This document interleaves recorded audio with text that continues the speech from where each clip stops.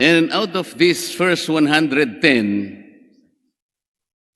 applicants, I believe, Madam Speaker, Mr. Speaker, Madam Sponsor, there are at least 4 centers that have been given what was termed as authorization certificate to operate, or ACTO. These are the ones that were established in Angeles City in Pampanga, Cabanatuan City in Nueva Ecija, and Pamplona and Pili in Camarines Sur. Will that be accurate, Madam Sponsor, Mr. Speaker? Mr. Speaker, opo. But what is not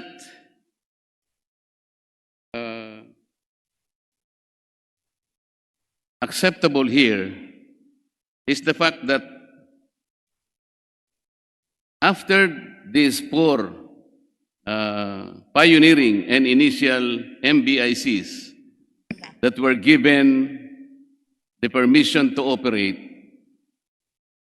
they cannot actually start their operation because I was given some information, Mr. Speaker, Your Honor, that allegedly the LTO is prescribing particular gadgets or equipment that should be installed within the premises of the PMBIC, which are not indicated in the original guideline. Meaning to say, Mr. Speaker, Your Honor, there are enterprises, and I would call probably enterprising individuals, writing to the PMBICs, offering their products. And they have even given or cited additional guidelines to these people, indicating that they have been given permission by the LTO to contact them and offer these gadgets. I will be in a position, Mr. Speaker, Your Honor, to present to you all these documents. There are too many, but in proper time, I can give it to you. But for purposes of this interpellation and clarification of all these things, I will just state the facts. A particular enterprise by the name of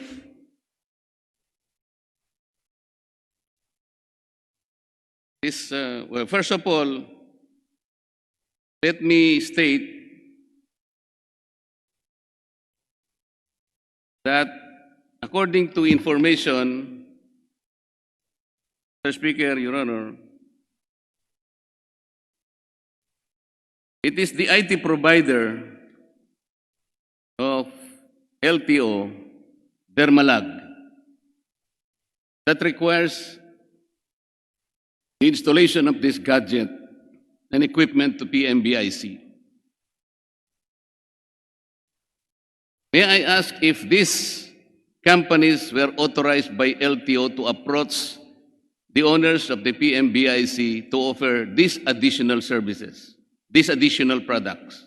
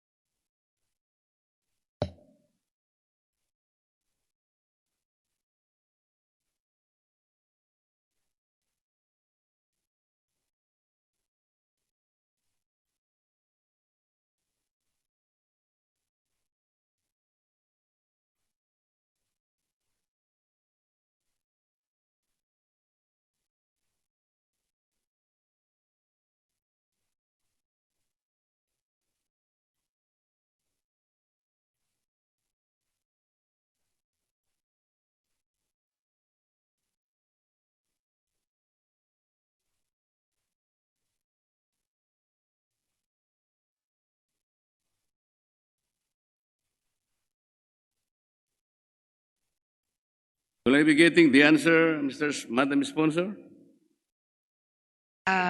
Mr. Speaker, hindi po inuutusan ng LTO ang kung ano po ang equipment na gagamitin. It is upon the discretion po ng owner na magtatayo po ng MBIS.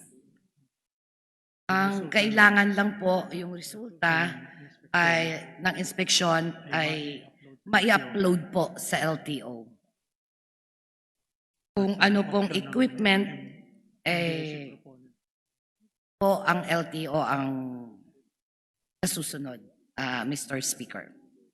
Lilinawin po natin, Mr. Speaker, Your Honor. Ang pagkakaalam po kasi nung mga nagpatayo ng MBIC o MBICs, PMBICs, ito po yung Private Motor Inspection Center. Ang pagkakaalam po nila, if the facility was set up together with the primary equipment that are needed for the testing of the roadworthiness of a vehicle and the ability to upload and transmit the results of the inspection, that is all the requirements needed by the LTO. That is correct, Madam Sponsor, Your Honor. Mr. Speaker, opo, that's correct.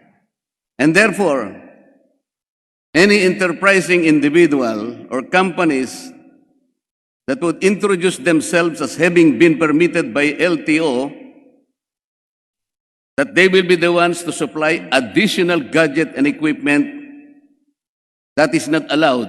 That is not officially allowed and authorized by the LTO. Is that correct, Madam Sponsor? Mr. Speaker, that is correct. Okay.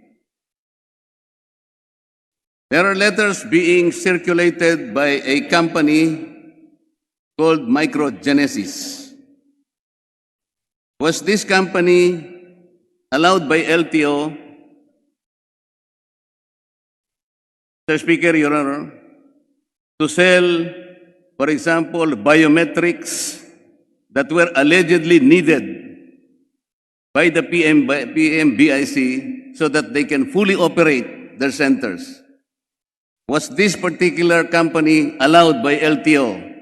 Mr. Speaker, Madam Sponsor. Mr. Speaker, ito po ay nakarating na rin sa pamunuan ng LTO at ito po ay hindi nila hinahayaan dahil ito po ay walang katotohanan na sila ay inalaw nila na gamitin ang LTO para po sa kanilang... Lilinawin ko po, Madam Sponsor. Wala pong katotohanan ang ginagawang sulat nito na sila raw ay sa joint venture nila yung Dermalag. Ang Dermalag po kasi ito yung IT provider ngayon ng LTO. Ito yung pumalit do sa dating Stratcom. Tama po o hindi? Mr. Speaker, tama po. Kung ganoon, na-establish po natin, Mr. Speaker, Madam Sponsor, na ito po ay sindikato. Walang kinalaman po ang LTO dito. Sa makatwid, hindi po sila dapat patulan ng PMBIC. Kinakailangan makapag-start po sila kahit wala po ang installation itong sinasabi nilang additional equipment and gadgets. Mr. Speaker, opo, totoo po. Tama po. Kung ganun po, tama rin po siguro, Mr. Speaker, Your Honor, nagawa-gawa lamang po itong guidelines for PMBIC to connect to LTMS.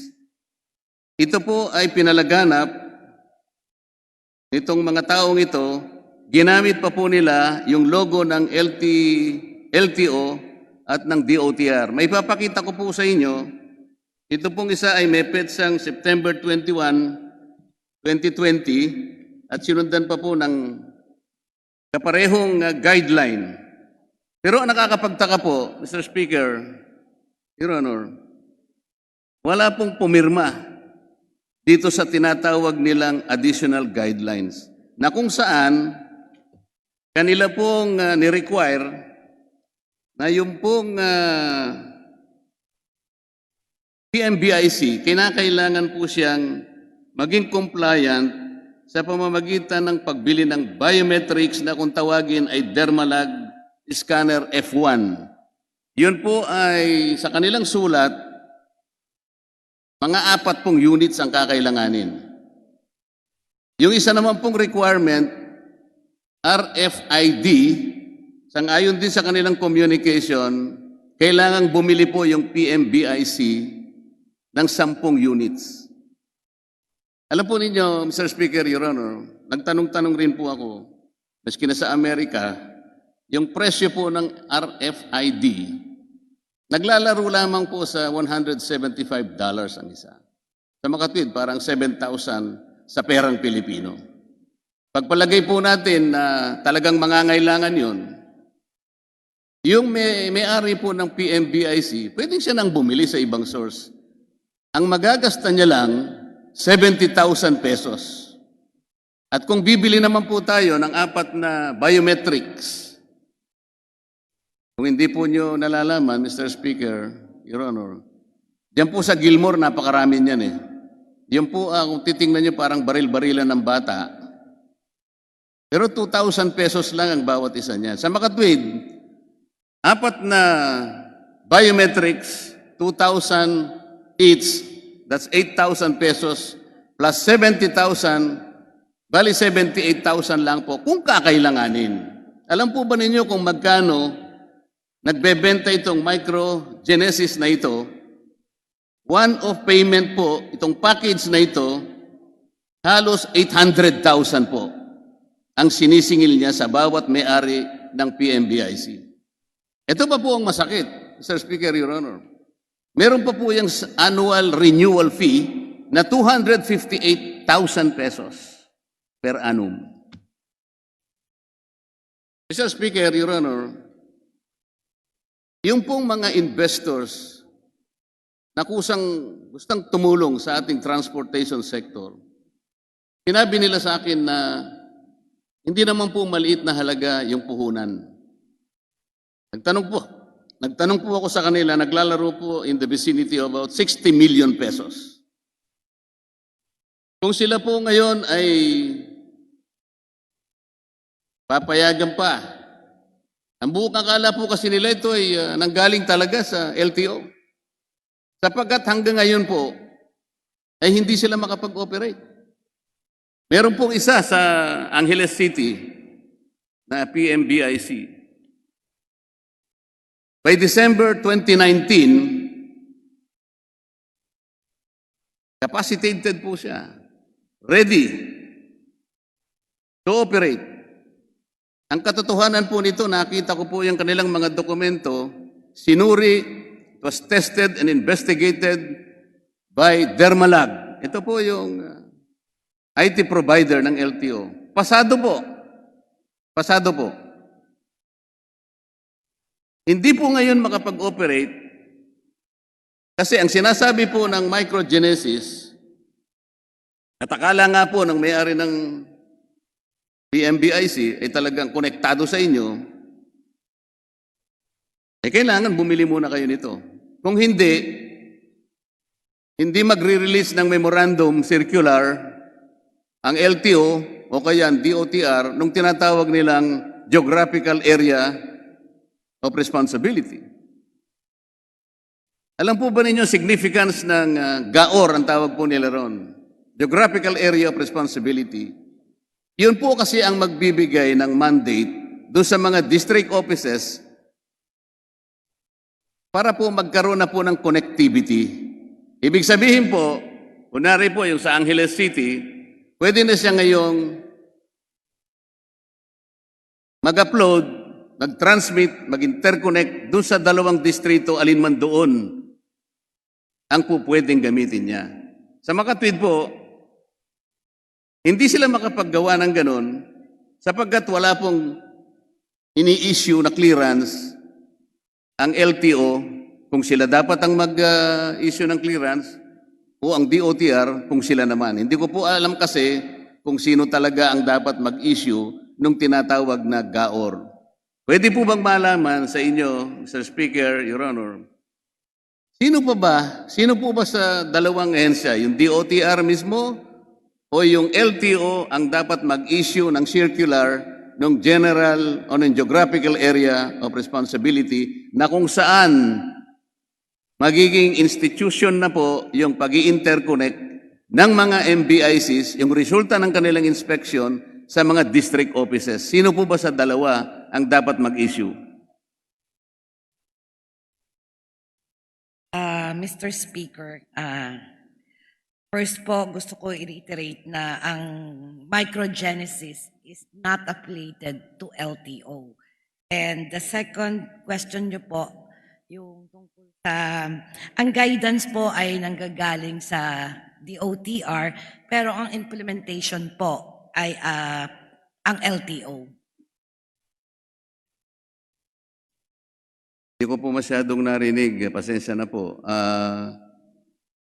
Ang tinatanong ko lamang po, sino po ba sa dalawa, DOTR o LTO, ang dapat na mag-issue ng circular o order nung tinatawag na geographical area of responsibility sapagkat ito po ay napaka-importante sa isang PMBIC sa pag-interconnect, sa pag-upload po ng mga resulta ng kanilang inspection upang yon ang gamitin ng kahit sinong district office ng LTO para magparehistro po ng sasakyan yung may-ari. Mr. Speaker, sa GAOR po is LTO po. Ang LTO po. Opo. Ngayon po, kung hindi po totoo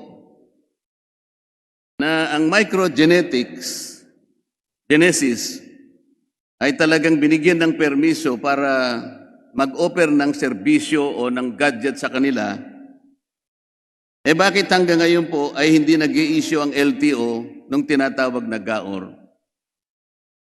Para makapagsimula na po yung mga MBIC.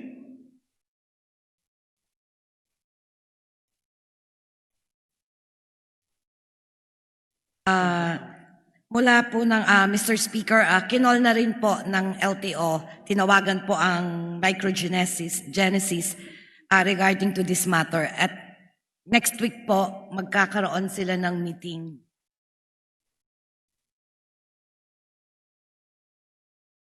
Mr. Sponsor, Madam Sponsor, parang hindi po yata nasasagot ang aking. Sino po ba ang mag-i-issue ng circular para po yung GAOR ay lumabas? Sabi po ninyo LTO. Ang Opo, tanong ko, Mr. Speaker. kung LTO po pala ang may responsibilidad na mag-issue ng GAOR, bakit hanggang ngayon ay hindi po na-issue samantalang meron na pong na-approve, meron na pong na-testing, meron ng sinuri, pasado po yung MBIC. Bakit hindi po kayo nakakapag-release pa ng GAOR? Yun po yung tanong.